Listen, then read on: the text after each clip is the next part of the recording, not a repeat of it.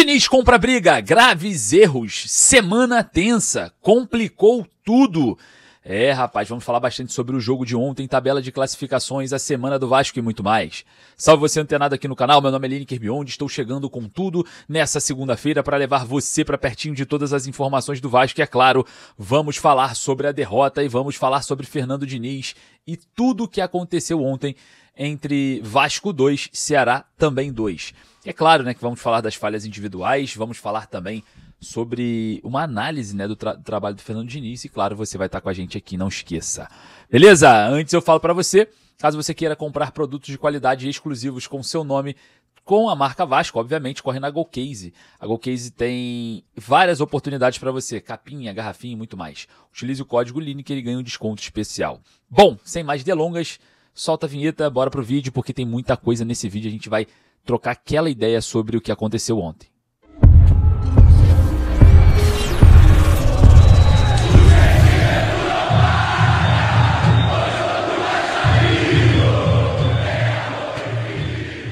Diniz comprou a briga, graves erros, semana tensa, complicou tudo.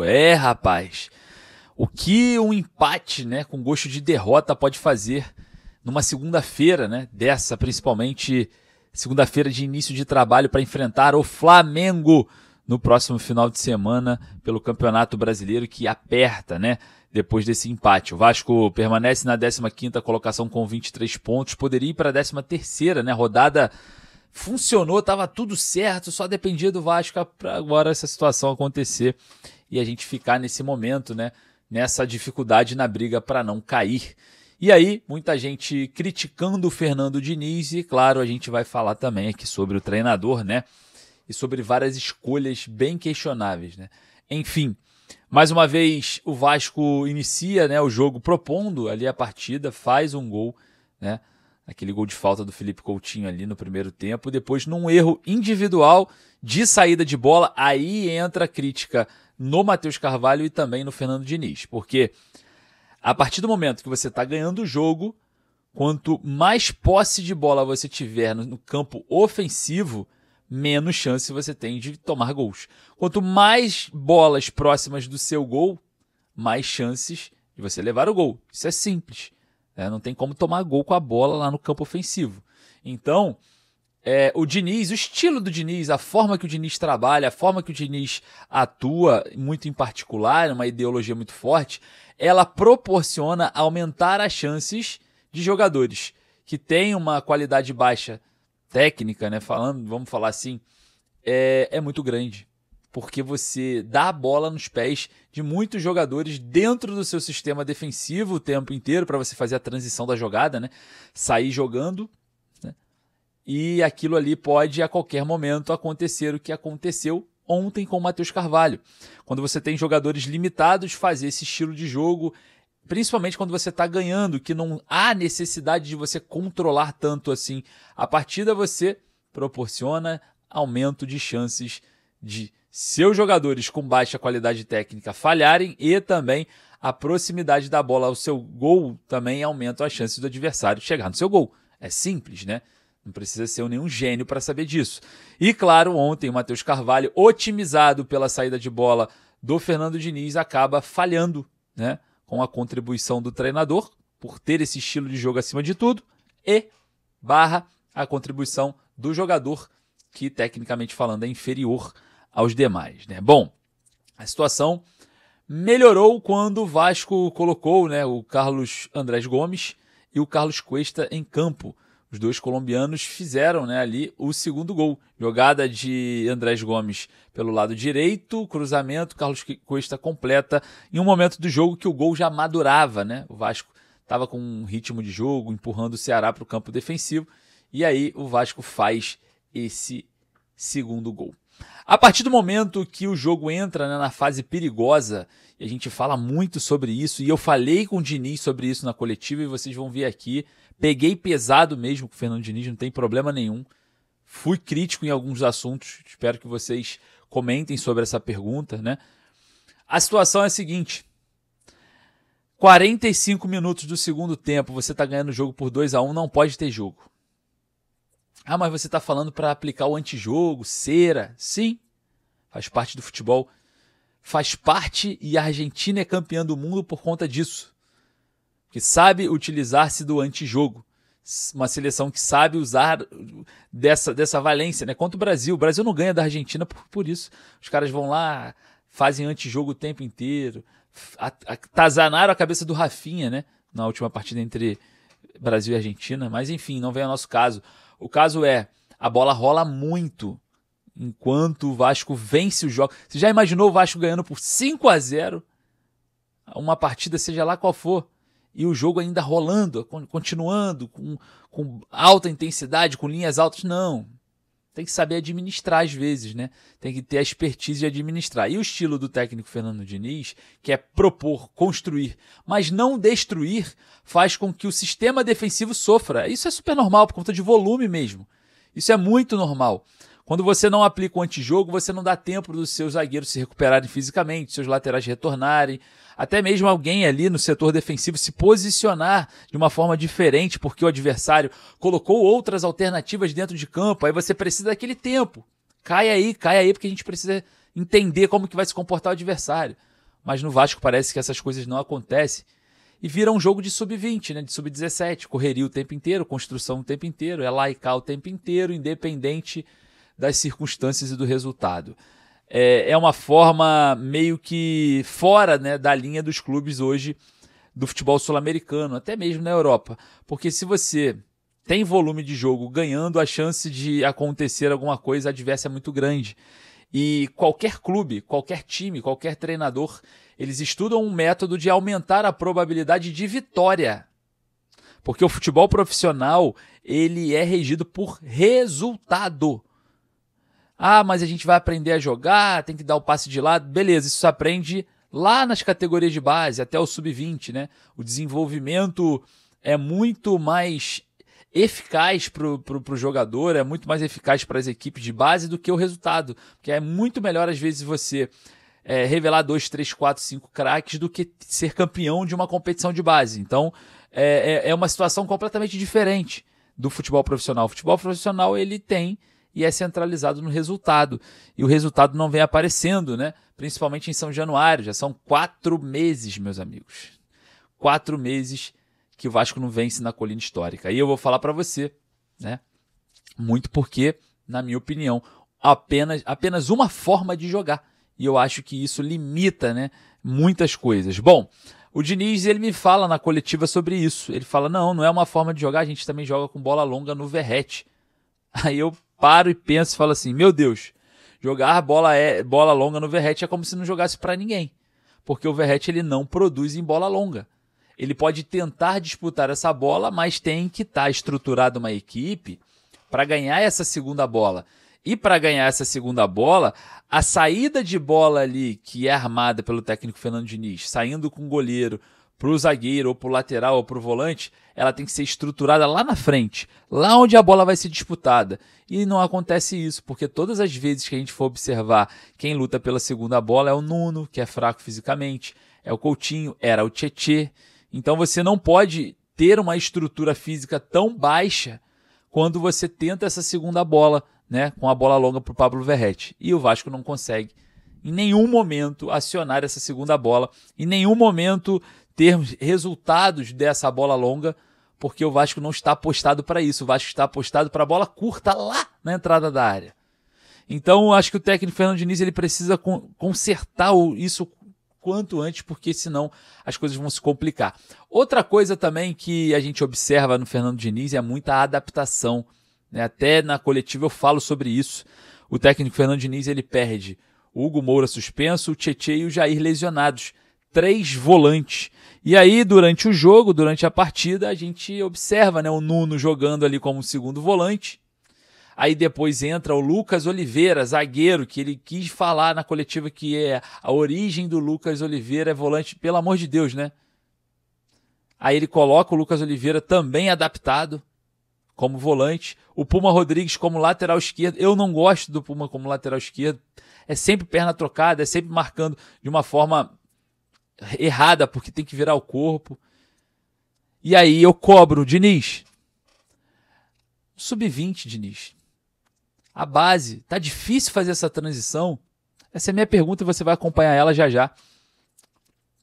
Qual a dificuldade de ir ali buscar um volante para ser opção, não para ser titular? Apesar que com o Matheus Carvalho, dava para ser titular, um Elder ali, dá para ser titular, outros jogadores ali, dá para ser titular. Mas já que não é, tem medo dessa transição de queimar o jogador, pelo menos para ser opção, para não precisar colocar o Lucas Oliveira de volante. Porque aí a gente não consegue compreender uma gestão de elenco onde o Vasco tinha vários volantes e hoje volante vira problema, porque o Thiago Mendes não está pronto fisicamente ainda e vai entender o porquê. E a gente sempre critica aqui os profissionais que trabalham nessa parte no Vasco.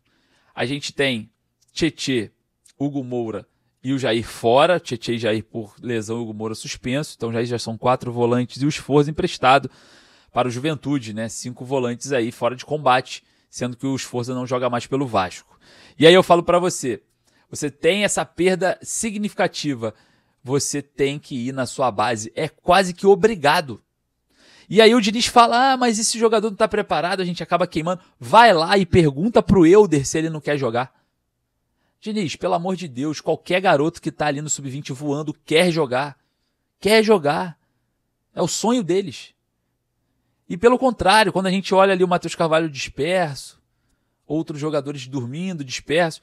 Cara, o Vasco tá beirando a zona do rebaixamento. Tem que ter um alerta muito mais ligado do que está acontecendo hoje com essa equipe. E os garotos do Sub-20 com certeza têm esse alerta muito mais frequente do que os jogadores que estão no profissional, fazendo, né, aí o torcedor mais uma vez passar raiva em casa, passar raiva em São Januário. Bom, observando esse cenário, o técnico Fernando Diniz parece que compra a briga, né, ali em relação a essa estruturação tática, questão de construir jogos, de linhas altas, de atacar, e agora contra o Flamengo, como que vai se comportar o técnico Fernando Diniz? Vai tentar a bola esticada no Verratti o jogo inteiro, tem que estruturar a equipe para essa segunda bola. Então não é na saída de bola que a equipe tem que estar otimizada, e sim na segunda bola pós-intermediária. Então é uma coisa que parece que o Diniz ainda não enxergou, na minha opinião. Acho que o Fernando Diniz falha muito nesse ponto. E a gente hoje, né, olha a tabela de classificações e entende o porquê um aproveitamento tão baixo no Campeonato Brasileiro. E olha, eu vou falar para você, a briga é para não cair. A briga vai ser para não cair. Agora o Vasco tem uma sequência de jogos muito difíceis, né? Tem um Cruzeiro e Bahia em casa, o Flamengo jogando no Maracanã fora, mas praticamente um campo quase neutro, né? Quase, não é neutro. E aí tem a sequência com o Palmeiras. Enfim, é muito difícil agora a fase do Vasco, a vida do Vasco diante de seus adversários. Mas vamos ver como se comporta essa equipe nessa semana, né? Um trabalho que pode acontecer. Vale lembrar que para o jogo contra o Flamengo, o Lucas Freitas recebeu o 3º cartão e está fora, né? E a gente vai observar aí evoluções durante a semana na parte física de outros jogadores. Rapaziada, o negócio não tá simples, né? Tá bem complexo e a gente vai observar o andamento desse percurso ainda mais para frente. Outra situação que eu quero comentar com vocês é a situação dentro da coletiva. O técnico Fernando Diniz ali, ele mais uma vez viabiliza o Verratti dentro de campo. É óbvio que nesse jogo deu para ver que estava completamente inoperante, né? E a movimentação estava meio que, vamos colocar ali, restrita com o Verratti em campo. É óbvio que a gente sabe que ele é importante, que ele marca, que ele luta, que ele vai no árbitro, enfim. Tem uma dependência emocional do Verratti dentro de campo? Tem uma dependência moral? Tem, mas é necessário extrair isso. Não dá para ficar 100% refém do Verratti. Sai todo mundo, sai Coutinho, sai Nuno, e o Verratti nunca sai. E o estilo lá do jogo contra o Santos, né, no qual o Vasco teve um aproveitamento muito interessante, não voltar mais a acontecer. Enfim, vamos estar acompanhando para ver o andamento dos próximos passos. E olha só, eu vou deixar aqui a coletiva do técnico Fernando Diniz. Né? Minha pergunta foi exatamente sobre a falta de adaptação de estilo de jogo e também sobre o não aproveitamento da base, fazendo adaptações ao invés de trazer os garotos para jogar. Quero que você fique aqui, escute aí as perguntas ao técnico Fernando Diniz e, é claro, daqui a pouco eu volto com mais informações. Um forte abraço, saudações vascaínas. Pode? Boa noite, Diniz, Danilo do Expresso 1923. Um resultado difícil, imagino, para vocês e para a torcida também. Nos últimos lances da partida, o empate num erro individual. O Vasco também sofreu o primeiro gol do Ceará num erro individual na saída de bola. E esses erros individuais, especialmente aqui em São Januário, e no seu comando, o Vasco, infelizmente, tem apenas 26% de aproveitamento, são recorrentes. Apesar de serem erros individuais, acaba virando um padrão coletivo. Queria saber um pouco de você, da sua visão em relação a isso, porque ali naquele lance do PH, no lance final, e a gente sabe da seriedade do PH, poderia ter jogado a bola para fora, poderia ter resolvido de uma forma diferente. É óbvio que o futebol não se resolve apenas num lance. Acho que o Vasco hoje não performou da melhor forma, mas conseguiu o resultado até com o seu lema, coragem para jogar, indo para frente, com o gol do Cuesta, com um lance muito bom do Gomes. O que acontece que esse Vasco não consegue ter equilíbrio e passar a confiança ao torcedor? Obrigado. Primeiramente, boa noite. Mas o lance do PH, e depois de ter chutado a bola, eu não entendi muito a pergunta. Depois de ter chutado, ele não chutou. Foi a escolha dele. Quantas bolas ele chutou contra o Botafogo para frente? Nós chutamos muito mais do que saiu jogando. Isso é uma escolha do jogador. E erros acontecem. Erros individuais. Hoje, assim, hoje teve erro individual mais claro do que nas outras vezes. Eu não vi assim, que teve erro individual claríssimo, igual você colocou no Atlético Mineiro, ou no Grêmio, ou no Bragantino. E aí, o lance do João Vitor, João Vitor escorregou, mas foi um lance que ele escorregou, depois a bola escorregou e teve a falta. Depois da falta que teve, mas foi um lance, aí o lance teve muita repercussão. Esse erro do João Vitor foi um dos menores problemas daquele lance. Ele escorregou, fez a falta, a bola saiu da área, foi lá, desviou a bola voltou para a área. Errar, futebol é um jogo de erro. Hoje a gente teve 2 erros assim que a gente não costuma cometer, não tem nada a ver com os erros. O erro do Grêmio, por exemplo, foi um escorregão. Até por conta não tem nada a ver. Hoje a gente teve. São 2 erros assim que a gente não. Eu acho que a gente nem tinha cometido erros assim parecidos e tivesse tomado o gol. Então a gente lamenta, é muito triste e frustra todo mundo, principalmente a torcida. E a torcida tem que ficar triste mesmo. E sofrida, e todo mundo tem que ficar sofrido. Agora, o time, ele, na minha opinião, assim, não é que ele não performou. O time, ele estava jogando muito bem no primeiro tempo até a gente tomar o gol. A gente estava em cima do Ceará, estava com a marcação encaixada, o Ceará estava produzindo pouco. Depois que a gente tomou o gol, a gente deu uma desestabilizada, desorganizou um pouco. No segundo tempo, também, a gente melhorou um pouco na volta do segundo tempo, depois desorganizou de novo. Mas a gente... E o Ceará é um bom time. Não, se você pegar os resultados do Ceará, quase todos os jogos vai empate ou eles perdem ou ganham para o placar mínimo. No meio do Cruzeiro fora, empatou com o Flamengo, aí perde 2-1, ganha de 2-1, 1-1, 0-0, é um time que tem uma defesa sólida. Então não é um adversário fácil, é um adversário que tem seus méritos. E a gente podia ter jogado melhor, podia ter jogado melhor. Eu acho que se a gente não toma o primeiro gol, a equipe estava passando desenvoltura até tomar o gol. Depois a gente se perdeu um pouco, quando teve a expulsão, aí a gente teve talvez o nosso melhor momento, a gente soube aproveitar com as mexidas, a gente fez o gol e depois a gente teve mais chance de fazer o terceiro e o quarto gol, a gente não fez. E infelizmente a gente estou praticamente no lance derradeiro da partida. Diniz, eu queria que você falasse do do Nuno Moreira e do Felipe Coutinho. Esses 2 jogadores te agradaram? Qual foi a importância deles enquanto estiverem em campo? Eu acho que os 2 jogaram muito bem hoje. O Nuno jogou bem, principalmente quando ele foi para a posição de segundo volante, ele conseguiu produzir melhor ainda. E o Coutinho fez uma partida muito boa hoje. Além do gol, ele foi muito assertivo, não errou quase nada no jogo. Eu gostei muito dos 2. Aqui, Diniz, João Silva do canal Colina em Foco. O jogo se encaminhava para uma vitória, a torcida cantando, empolgada, e os personagens já estavam ali meio que descritos. O gol do Coutinho no 100º jogo, o Robert Renan, que parecia um meia em muitos momentos do jogo, achando muito boas jogadas, o Cuesta estreando e fazendo gol, mas infelizmente o Vasco não consegue vencer. Imaginando que todos os jogos que o Vasco não venceu sob o seu comando aqui em São Januário, qual é o seu sentimento em relação a esse especificamente, tomando um gol no final, e o que isso impacta para a partida contra o Flamengo no próximo domingo? Você acredita que coloca ainda mais pressão, tendo em vista que o Vasco poderia se afastar ainda mais da zona de rebaixamento? Eu acho que o resultado é muito frustrante. Agora, o impacta, tem que impactar de alguma forma positivamente, como foi o Corinthians para o Botafogo. A gente tem que trabalhar e melhorar. Não tem o que fazer. Obviamente que a gente jogou na quinta-feira, o jogo pra gente tinha uma característica diferente. A gente jogou na quinta-feira, o jogo terminou quase meia-noite do Botafogo. E depois do jogo teve a comemoração, então teve mais uma descarga de energia, tanto física quanto emocional. Eu acho que a equipe, menos de 72 horas para poder fazer um outro jogo, até que se recuperou bem e se comportou bem, como eu disse na primeira pergunta, até tomar o gol. E é uma equipe que tem evoluído muito em muitos aspectos. Aqui, o que mais frustra é que aqui em São Januário, aqui é a casa do Vasco e é onde o Vasco é mais forte. E isso era uma coisa que a gente tinha hoje muito arraigada em nós, de ganhar, voltar a vencer em São Januário e fazer daqui, de novo, o grande caldeirão que sempre foi. Então, o que frustra muito é por conta disso, de perder 2 pontos com um jogador a mais em São Januário. Mas, assim, em relação ao Flamengo, a gente tem uma semana para trabalhar, a gente tem que se refazer rapidamente e procurar fazer o nosso melhor e fazer uma partida dentro dos padrões que a gente fez com o Botafogo, ou até melhor, para a gente poder ter a nossa chance de ter sucesso no jogo. Diniz, boa noite. Sérgio Quinte, canal Atenção Vascaínos. Você já foi perguntado inúmeras vezes sobre o Pablo Verratti. Você sempre enfatiza os pontos positivos de ter o Verratti em campo, a liderança, ajudar na bola aérea, o faro de gol, mesmo ele não tendo o recorte recente dos mais goleadores, né, na trajetória dele no Vasco. Eu não vou perguntar se o que ele oferece de positivo sobressai o que o Vasco perde com a presença dele, porque senão você não escalaria, é óbvio.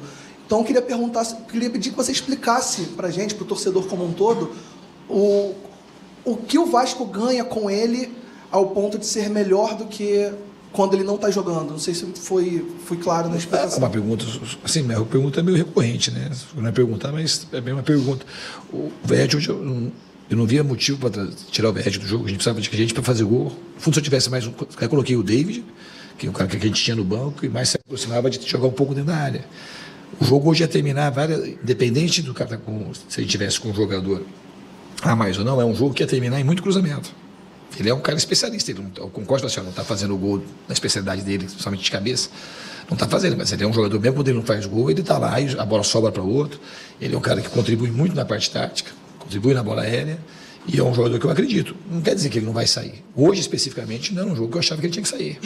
Não achava de maneira nenhuma. Eu achava que era um jogador. A gente tinha que, se tivesse um jogador, mais um jogador alto, ia fazer talvez 2 centroavantes, porque assim, o jogo ia acabar tendo muito cruzamento, como teve. A gente acabou fazendo o gol de cruzamento, tivemos outras chances de cruzamento também. O Ceará é um time, quando a gente vai andando com a bola, foi ganhando o campo, é um time que se tranca muito e acaba as jogadas saindo mais pelo lado. Desculpa, só para complementar uma coisa. Você poderia explicar de forma mais clara o que o Verratti oferece de positivo em relação ao que o Vasco não tem, perdão, que o Verratti oferece de positivo em relação ao que o Vasco ganha quando ele não está jogando, a mobilidade de outro atacante, o que o Verratti oferece de positivo em campo é melhor do que ele deixa de oferecer? Isso que eu quis perguntar. Eu te respondi. Eu falei que hoje era um jogo que precisava de presença de área. Hoje ele precisava de um 9 móvel. Podia até ter um 9. Se fosse um 9 móvel, que chega na área, que tem muita presença, tudo bem. Mas hoje a gente nem tinha no banco esse jogador. Não tem nada a ver o jogo, a gente fica pensando no jogo do Santos. O jogo não tem nada a ver com a característica do jogo de hoje. O jogo tinha espaço, o Santos jogava com a linha mais alta, então tinha espaço entre linhas. O jogo de hoje é o jogo que a gente ia empurrando o Ceará para trás e precisava de gente na área. Como é que eu ia tirar um jogador que tem mais presença de área do time hoje? Não tem nem sentido. Se fosse um jogo com outra característica, tudo bem, você aceitaria, mas eu acho que hoje, talvez dos jogos que você jogou aqui, é o que menos deveria sair. Boa noite, Diniz, Sérgio, do podcast Cosmaltino. Em outros jogos que o Vasco não venceu, perdeu, empatou, você chegou aqui chegou a falar dos gols evitáveis. E hoje foram mais 2 gols evitáveis. O que você conversou, se é que já conversou alguma coisa com eles lá dentro, e o que você pretende falar com eles para a gente resolver esses problemas? Que desde maio, contra o Fortaleza, pelo Campeonato Brasileiro, o Vasco não ganha em São Januário. Então, assim, a gente não pode... O Paulo Henrique é um dos jogadores, desde que eu cheguei aqui, que mais entrega coisas positivas no time. Hoje, infelizmente, teve um lance pontual, mas é um dos melhores, tanto é que é um jogador pré-selecionado. Estava na lista dos 50, 60 jogadores que podiam ser convocados para a seleção brasileira. São coisas que você não tem controle. O lance do Paulo Henrique, o lance da saída, que são coisas treinadas e coisas fáceis. Agora você fala assim, não tem uma... A gente tem que parar de cometer. Os erros de hoje foram até mais evitáveis que os outros. São erros claros hoje que aconteceram. A gente tem que parar de errar, e a gente errou, e os caras tiveram assertividade. A gente errou mais umas 2 vezes ainda, pelo menos, contra o Ceará. O Ceará teve talvez umas 4 chances de gol, 5, e pelo menos 4 a gente que entregou hoje. Coisa que não aconteceu contra o Botafogo, nenhum dos 2 jogos. Mas hoje a gente A gente ofereceu chances que a gente não estava oferecendo nos outros jogos, nem contra o Corinthians a gente errou o que a gente errou hoje, porque é uma marca que o time acertamos muita saída, mas assim, a gente errou, teve que saiu o primeiro gol, tivemos mais uns 2 erros ali de saída, que são erros que a gente não treina muito para não acontecer, mas infelizmente aconteceram. Eu vou continuar trabalhando para otimizar o time, para que esses erros não aconteçam, obviamente, e que a gente volte a vencer. Fernando Diniz, Lineker Beyond, canal Hora do Vasco. Na primeira pergunta, você falou que o futebol é um jogo de erro, mas também de acerto. O futebol é um jogo de passes longos, curtos, médios, finalizações de curta a média distância, de jogo e até de antijogo aplicado de uma forma inteligente. Eu queria entender, nessa minha pergunta, por que o seu time tem uma dificuldade na mudança do estilo de jogo? Porque sempre vertical, sempre com linhas altas, e o porquê que o passe curto ele se sobressai num lance tão simples de afastar a bola do setor defensivo, que otimizou hoje 2 erros e 2 gols do Ceará. E você me permite mais uma? Você perdeu 3 volantes. Jair, Tietê e Hugo Moura suspenso. E hoje você colocou o Lucas Oliveira como volante. Mais uma adaptação. Qual é a dificuldade na transição dos jovens hoje, que são muito elogiados pelo torcedor, até porque golearam o Flamengo há um tempo atrás ali do Sub-20? Qual é a dificuldade de transição que você não consegue utilizar ninguém dali? Porque a gente observando aqui de fora, a gente vê muitos jogadores superiores àqueles que você utilizou hoje. Obrigado. Então, isso é uma questão de opinião sua. Eu respeito. Na base, eu tenho um olhar bastante carinhoso para a base, estou de olho. O GB, por exemplo, é um jogador da base. Eu botei, todo mundo criticou. Era artilheiro da base. Se tivesse botado o jogador da base, tivesse sido mal, ia criticar. Então, assim, eu tenho responsabilidade para lançar. Não é só um desejo, porque você acha que na base o time ganhou o campeonato, fez 4-1 no Flamengo na base, vai jogar no Campeonato Brasileiro, vai botar e vai jogar. Muito pelo contrário. Quando bota, você erra a mão, você prejudica muito o jogador. E depois, para você voltar ele perde confiança, é muito difícil. Não é fácil assim. O desejo da torcida é fácil, eu entendo. E eu estou aqui para tentar fazer o melhor para o Vasco. O Barros é um jogador da base? É da base? Titular do time. Hoje. O Cocão é um jovem, que eu sei que ele tem, hoje no jogo cometeu uma falha, mas é um jovem também. E tem todos esses volantes, mas tem um na base. Você acha que é pegar um jogador da base lá e botar para jogar hoje titular? A transição a gente vai fazendo. Hoje a gente tem 6 volantes. Não dá para pegar um volante da base sem treinar e botar para jogar, porque se ele for mal vai acontecer isso que eu te falei. Essa do GB é a mais fresquinha que está aí. A gente quer que põe, mas quer que põe e resolva. Não é que quer que põe da base. O Vasco quer ganhar jogo. Se botar o da base não for bem, vai ser criticado e é muito difícil. A gente acaba perdendo muito mais jogador da base assim.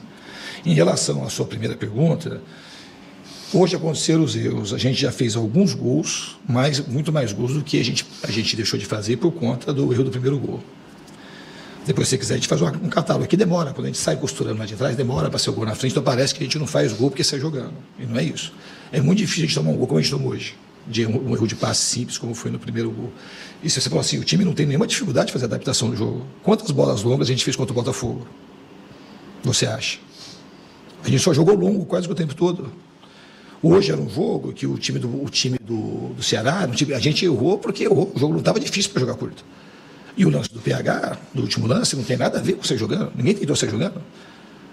Não fez nada ali. Não tentou dar a bola para o goleiro, não tentou chutar, não tentou fazer nada. Então não dá para você atribuir ao jeito de jogar o segundo gol. Se você falar do primeiro gol, eu concordo. Mas não é uma bola difícil para jogar. E o time tem muitos ganhos. Aí contra o Santos, que fez 6 gols e saiu uns 2 lá de trás, aí está tudo bem. Senão fica fácil. Então você quer o que? A gente só chuta a bola longa? O time tem variado o jogo. Se você tiver boa vontade para ver, é fácil ver. Do Botafogo, principalmente, a gente saiu muito mais com bola longa do que com bola curta. Hoje era um jogo que não precisava sair tanto com bola. A gente não tinha, era que errar a coisa fácil. Senão a gente vai fazer um time, aí quando tinha um outro treinador aqui que fazia bola longa, é porque faz bola longa. Aí a gente fica em cima do resultado. E aí fica essa injustiça, esse massacre, e a gente não informa o torcedor. O torcedor está triste? Está triste. Eu também estou triste. E você, como torcedor, também está triste. Mas a gente não vai resolver os problemas assim, arrumando mais problema. Porque tem o problema, a gente pega o problema, a gente não quer resolver o problema, a gente quer assim, aumentar o problema e afastar ele para outro lugar. Eu não estou aqui para afastar o problema, eu estou aqui para resolver o problema. Aí você fala assim, qual que é o problema? É ganhar jogo. Não é jogar bem. Jogou muitas partidas bem, e hoje era uma partida que estava praticamente resolvido o jogo, tomou um gol no último minuto, e se tivesse vencido, a gente estava todo aqui festejando, e é normal. Então a gente tem que saber assim, eu estou te dando uma explicação de uma coisa que não está acontecendo do jeito que você está falando. Aqui, aliás, dos meus trabalhos, é o time que mais varia jogo, até porque a gente tem o Veguete na frente, que disputa bem a bola, tem o Ryan, que é veloz. E hoje, assim, os erros que a gente cometeu, se você pegar o número de vezes que a gente saiu limpo, com chance de fazer gol, foi muito maior do que os erros que a gente cometeu. Só que a gente treina para não cometer erro. E o time vai evoluir aprendendo a jogar e ficando mais competitivo. Diniz, boa noite. Ryan Leal, canal La Pelota. Perguntar sobre a alteração que você fez no intervalo. Enfim, Matheus Cocão teve uma falha ali no lance do gol do Ceará. A torcida acabou criticando muito ele, né? Enfim, chegou até a cantar para pedir para você tirar ele. Até pedir para você falar um pouco sobre ele também. E a escolha por colocar mais um atacante no lugar dele, o Andrés Gomes ali, enfim, na esquerda, que acabou jogando muito bem, participou do lance do gol. Explicar essa sua opção por tirar um volante e colocar mais um atacante ali no intervalo. Já tinha treinado assim, com essa possibilidade. O Nuno é um jogador muito inteligente. Era um jogo que a gente tinha muito mais posse. E eu acho que o Nuno ainda conseguiu produzir mais jogando de 8 do que ele estava jogando no primeiro tempo. Então, assim, acho que foi uma solução que a gente encontrou, o time melhorou. E depois, quando teve a expulsão, eu tirei o Barros, ainda botei o Nuno de 5 e o Coutinho de 8. E aí depois esperei um pouco e refiz o time. E que você falou do Oliveira, na verdade o Oliveira de origem ele é volante. A posição de origem do Oliveira é volante. Ele foi improvisado ao longo do tempo para zagueiro, mas ele é volante de origem. Você pegar ele quando ele jogou no Tigres, até de Goianiense, aí no Cruzeiro ele jogou de volante, jogou de zagueiro. Então não foi muito uma improvisação. E o Robert Renan também poderia jogar de volante, que é um jogador que tem qualidade para jogar de volante. Então não teve, em relação ao Oliveira, não teve muita improvisação. O time, a ideia do Oliveira entrar, que ele conhece da posição, já tinha treinado na posição, a chance que eu achava que a gente podia tomar gol do Ceará hoje era com bola longa, com uma bola parada. Então a gente deu uma crescida no time, com o Oliveira, e colocamos o Paulinho, que o Nuno e o Coutinho estavam cansados. Eu achei que teve muita coerência, e a gente não deixou de ganhar o jogo por conta da entrada do Oliveira de volante, muito pelo contrário.